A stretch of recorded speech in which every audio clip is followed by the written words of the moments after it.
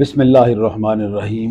میں آپ کو ایک بڑی مزے کی کہانی سناتا ہوں۔ ہمارے ساتھ ایک گاؤں ہے، گاؤں کا نام ہے انّے۔ وہاں پہ ایک بڑا درس ہوا کرتا تھا اور مولانا ولی اللہ صاحب اس درس کے انچارج تھے۔ یہ بڑی پرانی بات ہے، ہمارے پیدا ہونے سے بھی پہلے کی بات ہے۔ اس زمانے میں جب گندم کٹوائی جاتی تھی تو پیسوں سے نہیں کٹواتے تھے، اس میں منگ ڈالتے۔ اس کا ہمارے علاقے میں اس کا نام ہے منگ ڈالنا۔ وہ منگ کیا ہوتی تھی کہ رات کو ڈھول والے کو بتاتے تھے، وہ گاؤں میں پھر کے اعلان کرتا تھا کہ فلانے گھر میں کل منگ ہے، تو وہ ہر گھر سے ایک ایک دو دو بندے، انہیں پتہ ہوتا تھا کہ اس کی 10 ایکڑ زمین ہے یا گندم ہے یا 20 ایکڑ ہے۔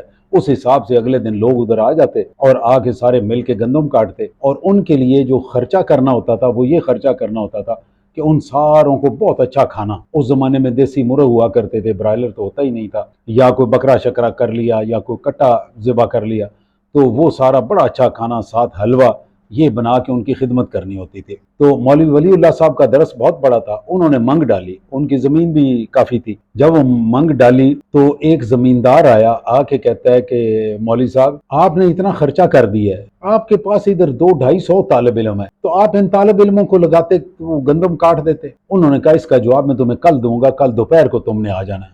اگلے دن وہ زمیندار آ گیا، جب آیا تو وہ 250 طالب علموں کے آگے انہوں نے کھانا رکھا، اور کھانے میں پینے کے لیے انہوں نے جگ میں لسی ڈال کے رکھی، اور انہوں نے جدھر جدھر جگ پڑے ہوئے تھے ان میں ایک ایک تیلا ڈال دیا، ایک ایک تنکا وہ اٹھا کے ڈال دیا۔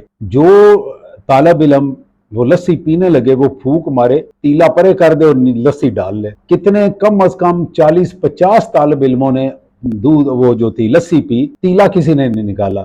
تو مولوی صاحب اس نے کہا کہ یار جو لسی میں سے ایک تیلا نہیں نکال سکتے انہوں میرے گندم کون سی کاٹنی ہے۔ یہ ہمارے درویشوں کا حال ہے، یہ تیلا نہیں نکال سکتے، تمہارا خیال ہے کہ یہ تو ہماری لائٹوں کا وہ کریں گے۔ اللہ تعالیٰ انہیں سلامت رکھے۔ یہ پریکٹیکل بات ہے جو میں نے آپ